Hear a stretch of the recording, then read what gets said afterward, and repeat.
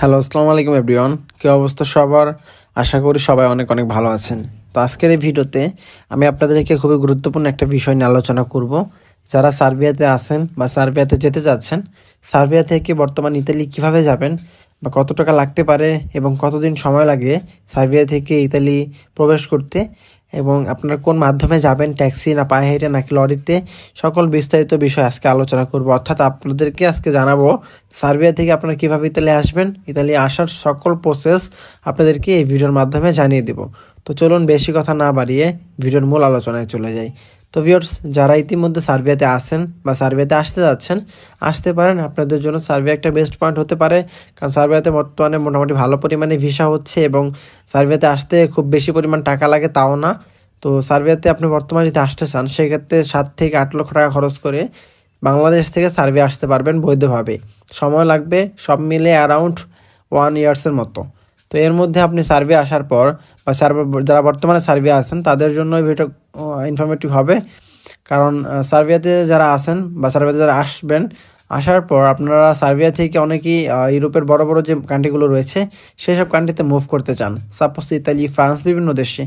তো আপনারা যদি ইউরোপের কান্ট্রিগুলোতে প্রবেশ করেন, তো সেই জন্য আপনাদের যে কাজটা করতে হবে সেটা হচ্ছে সার্বিয়া থেকে যদি আপনারা অন্য দেশে যেতে চান, তাহলে আপনাদেরকে গেম মারতে হবে। আর এই গেম মারার জন্য প্রয়োজন একটা দালাল। তো দালাল, একজন বিশ্বস্ত দালাল আপনাকে খুঁজে বের করতে হবে। এখন অনেকেই হচ্ছে এই বিষয়টা নিয়ে চিন্তা করেন যে হচ্ছে কিভাবে আমি হচ্ছে দালাল খুঁজে বের করবো বা একটা বিশ্বস্ত দালাল আমি খুঁজে পাবো। যারা বাংলাদেশে আছেন, সার্বিয়ার জন্য আসতে যাচ্ছেন, তাদের মনে এই বিষয়টা বেশি পরিমাণে কাজ করে এবং তারা এই ভয়টা বেশি পরিমাণে পায়। কিন্তু সার্বিয়াতে যখন আপনি আসবেন, তখন এই প্রশ্নটা আপনার কাছে একদম সহজ হয়ে যাবে। এর কারণ হচ্ছে আপনি চাইলেই দালাল খুঁজে পাবেন, দালালের অভাব পড়বে না গেম দেওয়ার জন্য। তবে একটা বিশ্বস্ত দালাল বা ভালো দালাল খুঁজতে হলে অবশ্যই আপনাকে আপনার পরিচিত কারো মাধ্যমে শরণাপন্ন হতে হবে। যেমন আপনি যখন সার্বিয়ায় আসবেন, সার্বিয়া আসার পর একজন বাংলাদেশির কাছে আপনি যাবেন। অবশ্যই সার্বিয়াতে অনেক বাংলাদেশি আছে, তাদের সাথে যোগাযোগ করবেন যে ভাই আমি সার্বিয়া থেকে অন্য দেশে যেতে চাচ্ছি, আমি আপনার পরিচিত যদি কেউ থেকে থাকে যারা ইতিমধ্যে গিয়েছে, তাদের সাথে একটু কন্ট্যাক্ট করে কার মাধ্যমে গিয়েছে একটু খোঁজ নিন। তো তাহলে আপনি হচ্ছে একদম বিশ্বস্ত মানুষ খুঁজে পাবেন, যে ইতিমধ্যে লোক পাঠিয়েছে এরকম কাউকে আপনি খুঁজে পাবেন। বাংলাদেশে প্রচুর পরিমাণে মানুষ আছে যারা হচ্ছে যাওয়ার আগে এরকম ভয় পান, কিন্তু যাওয়ার পর যখন সিচুয়েশনগুলো ফেস করেন তখন একদম ইজি হয়ে যায়। তো আপনি সেখানে যাওয়ার পর বাংলাদেশিদের শরণাপন্ন হলে আপনি এই সন্ধানগুলো পাবেন। কারণ সার্বিয়া থেকে যদি 20 জন মানুষ একসাথে ফ্লাই করে থাকে, তার মধ্যে হয়তো বা 2 জন বা 3 জন সার্বিয়াতে এখনও কর্মরত আছে, বাকি সবাই কিন্তু চলে গেছে। এবং যারা গেছে তাদের সাথে কিন্তু তাদের একবার হলেও কন্ট্যাক্ট হয়েছে, তো তাদের মাধ্যমেই তারা জানে কার মাধ্যমে গিয়েছে। তো আপনি যদি যান, তাদের অবশ্যই আপনাকে হেল্প করতে পারবে। তো সার্বিয়াতে হচ্ছে আফগানি এবং হচ্ছে পাকিস্তানি দালাল আছে প্রচুর পরিমাণে। আপনারা আফগানি দালাল থেকে একটু সতর্ক থাকবেন এবং তাদের মাধ্যমে কাজ না করানোর জন্যই আমি বলবো আপনারা পাকিস্তানি দালালের মাধ্যমেই চেষ্টা করবেন গেম দেওয়ার জন্য। আর যদি বাঙালি পান তাহলে তো ভালো। হ্যাঁ, তো হচ্ছে আপনারা এখন অনেকেই প্রশ্ন করবেন যে কত টাকা লাগতে পারে বা কী বিষয় আছে। তো সেই বিষয়ে যদি বলি, সার্বিয়া থেকে বর্তমানে গেম হচ্ছে 3টা ক্যাটাগরি রয়েছে। একটা হচ্ছে পায়ে হেঁটে, একটা হচ্ছে গাড়িতে করে, এবং একটা হচ্ছে কিছু পথ গাড়িতে নেবে, কিছু পথ আপনাকে হেঁটে পাড়ি দিতে হবে। তো এরকম 3টা কন্ট্যাক্ট রয়েছে। তো এর মধ্যে আপনি যদি পায়ে হেঁটে যেতে চান, তাহলে অ্যারাউন্ড আপনার হচ্ছে 2 লাখ থেকে 2,20,30,000 টাকার মতো পড়বে। হ্যাঁ, এরকম একটা চুক্তি হবে। আর যারা হচ্ছে ওই যে কিছু পথ হেঁটে যাবেন মানে এরকম হবে, তাদের ওই যে 3 লক্ষ টাকার আশেপাশে এরকম হবে। আর যারা হচ্ছে সম্পূর্ণ পথ গাড়িতে যাবেন এবং রিল্যাক্সে যাবেন, তাদের 3.5 লক্ষ টাকা লাগে, অর্থাৎ 3,000 ইউরোর মতো তাদেরকে পেমেন্ট করতে হয়। তো এটা হচ্ছে বেসিক ধারণা। বাকিটা অবশ্যই দালালের সাথে কথা বলে আপনাকে নিতে হবে। হ্যাঁ, এবং অনেকেই আরেকটা বিষয় জানতে চাবেন, সেটা হচ্ছে এই টাকাগুলো কখন দিতে হবে, যাওয়ার আগে না পরে। তো এটা বিভিন্ন মাধ্যমেই দেওয়া যায়। হ্যাঁ, যদি আপনার পরিচিত কেউ থাকে, তাহলে তাদের মাধ্যমে আপনি হচ্ছে যাওয়ার পর সার্বিয়াতে টাকা পেমেন্ট করতে পারবেন। যেমন হচ্ছে আমি সার্বিয়াতে আসছি, আপনি হচ্ছে সার্বিয়া থেকে গেম দিবেন, তো আপনি আমার কাছে টাকা রেখে যাবেন। যখন আপনি সার্বিয়াতে যে পৌঁছানোর পর ফোন দিয়ে জানাবেন, আমি দালালকে দিয়ে দেবো। মানে এরকম একটা চুক্তি হয় অনেকের ক্ষেত্রে। তো সেক্ষেত্রে কী হয়, ওই যে দোকান যারা আছে তাদের কাছে এই টাকাগুলো এভাবে রেখে দেয়। হ্যাঁ, যখন সে যে পৌঁছাতে পারে তখন দোকানদার তাদেরকে পেমেন্টটা করে দেয়। তো আরেকটা মাধ্যম রয়েছে, সেটা হচ্ছে আপনার হচ্ছে অর্ধেক পথ যাওয়ার পর টাকাটা নেয়। যেমন ক্রোয়েশিয়া যাওয়ার পর তাদের থেকে টাকা নেয়, বা আরেক দল আছে যারা হচ্ছে একদম সরাসরি ইতালি আপনাকে পৌঁছে দেবে, ইতালি পৌঁছে দেওয়ার পর আপনার থেকে টাকা নেবে। আবার অনেক অনেক বাটপার আছে যারা হচ্ছে যাওয়ার আগেই সব টাকা নিয়ে আপনাকে জিম্মি করে রাখে।